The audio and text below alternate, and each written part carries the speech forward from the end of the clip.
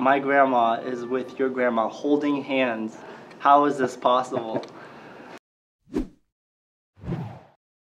We've been together since 2008, so it's 10 years now, 8 years married.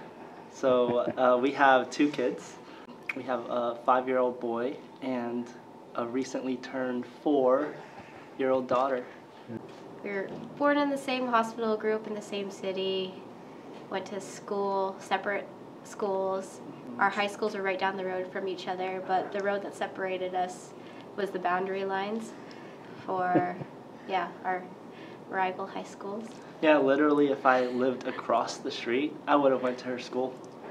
But we didn't meet until we were 20, in our 20s, so. Scott was looking through our family album after we got married, and he found a page and was like, wait, this is my grandma. Why is my grandma with your grandma? They had taken a picture together. We had no idea. It blew me away. Yeah. Just like, my grandma is with your grandma holding hands. How is this possible? For me personally, I grew up in a relatively lower socioeconomic environment, and my mom was deaf. She is deaf, and just having that disability, she couldn't get an education back in Vietnam. I think just having my mom have a disability kind of steered me in the direction of just supporting people that had such disabilities. One thing that I took a lot of interest in was school psychology. So I shadowed someone as a school psychologist, and I saw all the supports that she was giving to the kids and how fulfilling it was, and that just made me feel like this is the right path for me. I've always known I wanted to be a teacher. I come from a family of teachers on both sides. So I started off, in elementary school, lined up the stuffed animals, did imaginative play that way. I was the teacher, always the teacher. And when I met Scott, we had to make decisions as a couple when we were deciding to get married. And he suggested, oh, well, you're good with kids, what about elementary education? And I thought, what? Elementary education? I've never thought of that. But I looked more into it and just realized traits in myself that just seemed to fit with being an elementary teacher, and now here I am, and I love it. Yeah, 4 times 7, 4 groups of 7. No, you got it. 4 groups.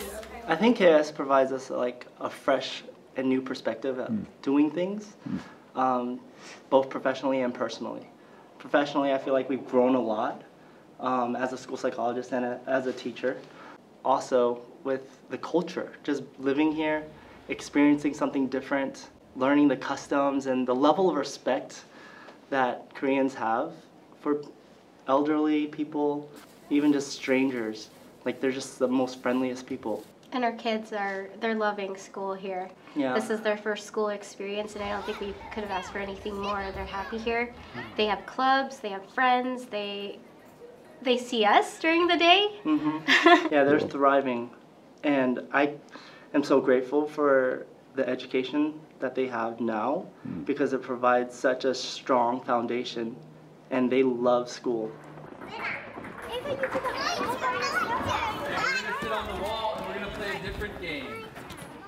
I work with a lot of students that have disabilities, or they have really hard trials in their lives. And I think one of the biggest hopes that I have for them is that they're resilient, and that they're enough.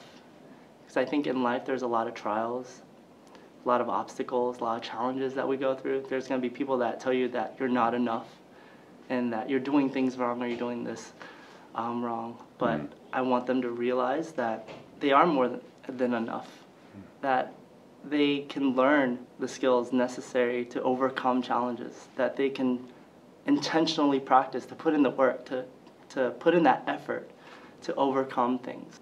So when I looked at the data, I noticed, hey, we need to kind of strengthen our lower level supports. And so that led me to introducing mindfulness this year. And mindfulness is just being able to pay attention to the present moment as it is, and not judging or critiquing it in any sort of way. It helps with self-regulation, it helps with focus, developing compassion and generosity for people. So that's something that I've been doing with 16 out of the 24 homeroom classes at KIS in elementary school, and I just love teaching it. And as you watch the glitter fall and settle down to the bottom, just notice your breath as it comes in and out. I've got a fun class. They're good kids, but I think mainly this year I just want them to be happy coming to school and knowing that no matter what they do, everything's going to be okay. I think a lot of kids are kind of hard on themselves, like they don't complete an assignment or if something is hard for them, they could either be discouraged or give up. I just don't want them to give up. I want them to know it's okay. I want them to feel safe. I want them to feel loved when they come into class. I mean, really, it's the hierarchy of needs. That's what I want to cover, and I want them to feel that. So the learning, I mean, it really will come if those things are covered and they feel like they could be in a place that where no matter what they do, somebody's going to support them, somebody's going to help them, it's going to be okay. I love them. I want them to know that, hey, Mrs. Trin is right behind you. It's all right.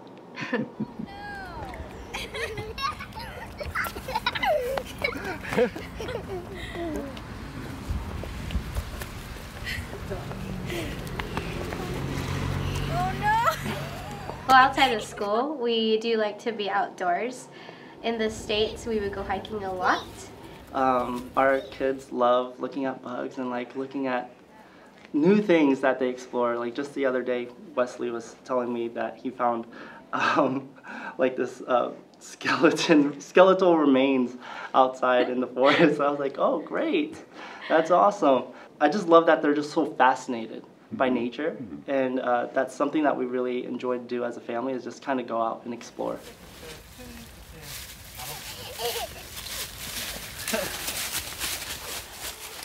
Years ago, when we decided to move to KIS and move to Korea, we had just bought a new home, just had a baby, and so when KIS popped up as an opportunity, we thought about it, and it was something that, for me, I thought was a great idea. I really wanted to do it, and I thought it would be beneficial for our family.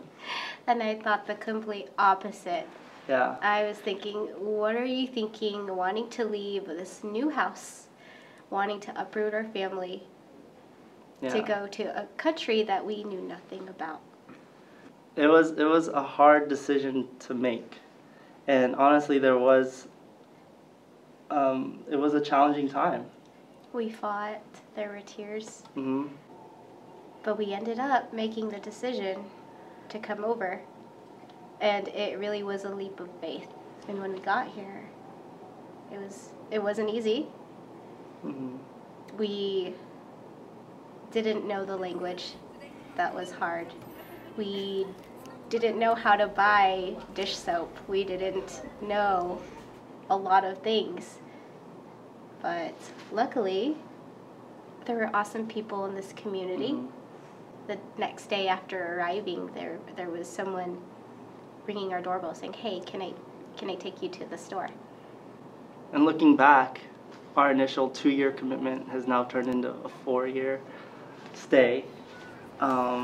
We love it here. We've gotten amazing opportunities to travel, to see the world. The one thing that we learned is that we are actually tougher than we think. Because I certainly didn't think I could do this. I was thinking, how are we going to survive? Uproot our kids from their routines and move away from our family. I still think about it every now and then. But it really is great. When issues do arise, it's so important that you trust that person and that you're open and honest about your feelings. And if you aren't, then that bridge is just going to collapse and you're just going to cut off things from each other. Yeah, I agree. Yep.